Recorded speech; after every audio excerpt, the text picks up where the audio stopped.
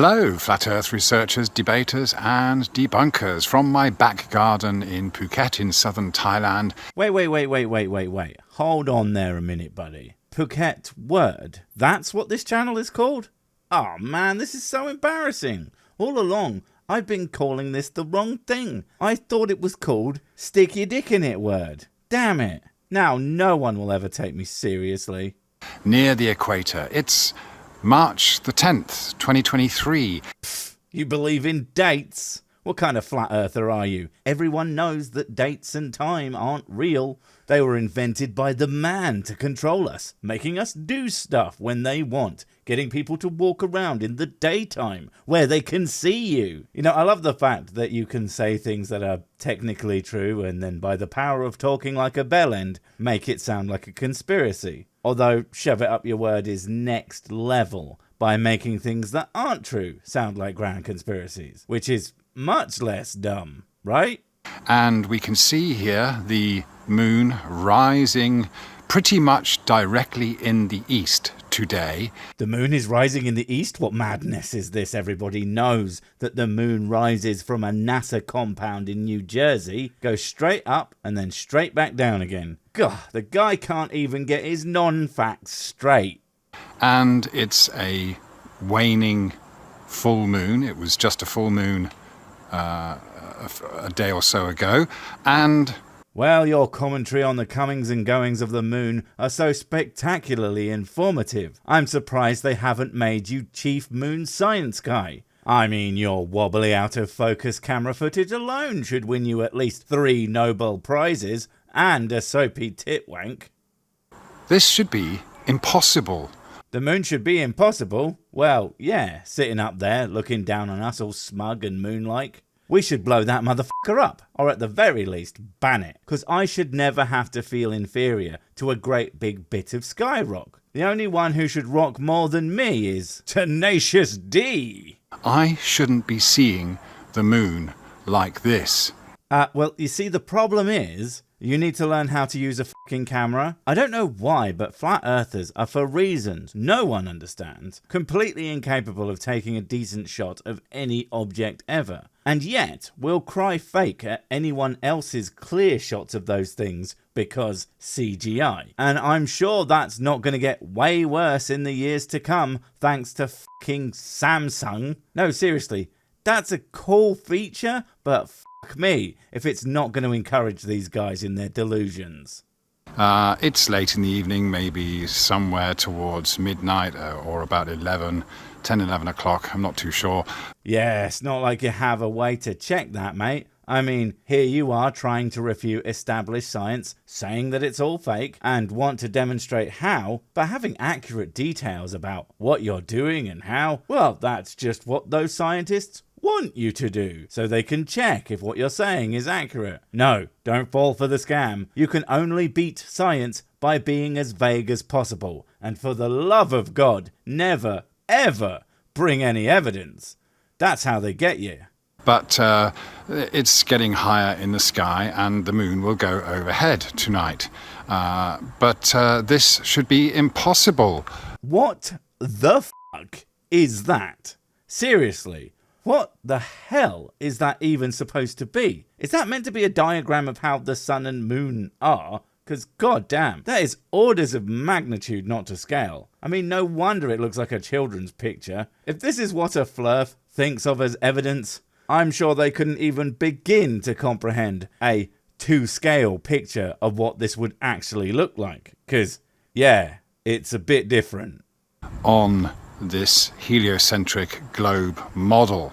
Yeah, no, if you think that even remotely represents the heliocentric model of our solar system, you might be what we call one of them there fucking idiots. I mean, worst of all, it doesn't even have an to the sky spider that watches us all with its many, many, many eyes and fondles us with its even more legs. You thought it was the giant spaghetti monster. Nope. PR. Not so happy about that noodly appendage now, are you? And we can also think about... Think? Chance would be a fine thing. You guys don't think about anything. That's your problem. You come to conclusions based on nothing and then look for stuff that agrees with that and dismiss anything that doesn't without ever taking a moment to do any of that thinking crap. If you did, you wouldn't be flat earthers. And that's a hashtag flacked. What we should see and what we don't see during a new moon. I don't know, man. Seems pretty on point to what one should see, because it is what we see. Science doesn't explain how we want things to be. It explains how they are. That's why when you use it to do things, it, works. I know I say it a lot, but as truisms go, it's the truest true that ever did do the true. So a full moon is always at night. Kind of, but also no. I mean, the fullest fullness of the full moon is a night thing, as in the peak, but you can totally see a full moon in the morning or the evening beforehand. And as far as your dull human senses will be able to tell, that shit's a full moon during daylight. Look at you. Even when you're almost right, you're still arguably wrong. It's a skill. And it's supposed to be in the globe Earth heliocentric model when the moon is pretty much directly opposite the sun and the Earth is in between. No. If the moon was perfectly in line with the Earth and the sun, that would be a lunar eclipse, aka a blood moon. But those are relatively unusual compared to full moons. You see, the thing about the moon is, it is in fact not perfectly lined up with the Earth in relation to the sun. It has an angular inclination of about 5 degrees. So in those terms, it's slightly off to the side. I mean, as the scales go, it might as well be in line. But as far as light works, yeah, it's going to be fully illuminated from that perspective, which perfectly lines up with what we would expect given the shape of the Earth. Because it does. So we're going to try and model that and see what kind of problems it creates. Okay, can't wait. I mean, any problems are almost certainly going to be from your own utter lack of understanding and complete absence of competence. But it sure is going to be fun to watch / rip the piss out of. Also, I love the duh sound as that clip ends. It's just perfect. Before I do that, I just wanted to show you this. Okay, so I'm pretty sure I know what that is, but I feel a little bit of audience participation is due. So pause the video and comment below what that thing is. Wrong answers only. I'll go first. That's a left of idiot detector. See, we got an idiot holding the camera, and where's it pointing? Exactly. Compass, which is a compass for a car. So of course, you ripped it out of the car and put it on the ground, which ostensibly is not a car. Brilliant. I mean, when you are refuting science, again, you don't want accuracy, even in the tools you use. You should use something that's for a different job, because otherwise you might get accurate data that actually fits the thing you are trying to do. And that's the last thing you could possibly want.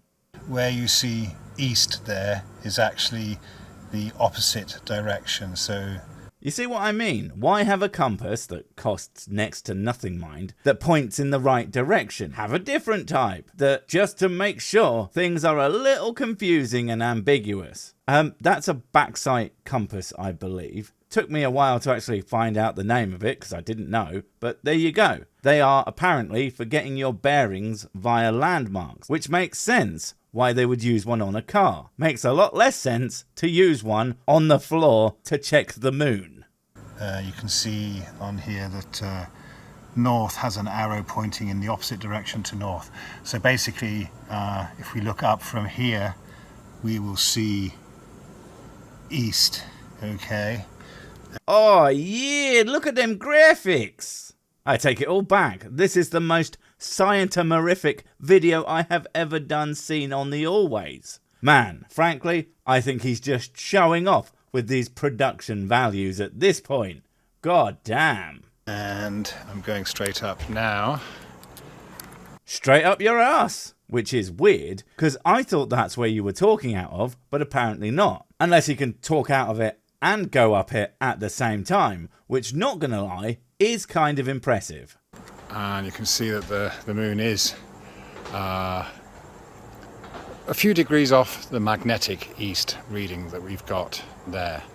You call that a reading? You have a fucking car compass on the floor, you look at that on the ground, and then you look up into the sky. That's just fucking great, isn't it? No wonder you guys don't produce any usable results. I mean, seriously, you can't just eyeball everything and then expect to be taken seriously. I mean, even if you didn't fuck up all your conclusions, the fact that you just go, close enough, means that you aren't going to get accurate results. Okay, so if I go down again.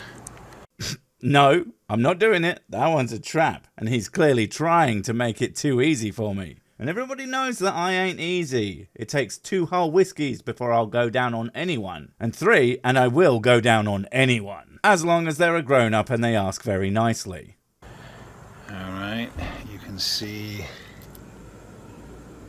yeah, the east is pointing slightly to the left there of where...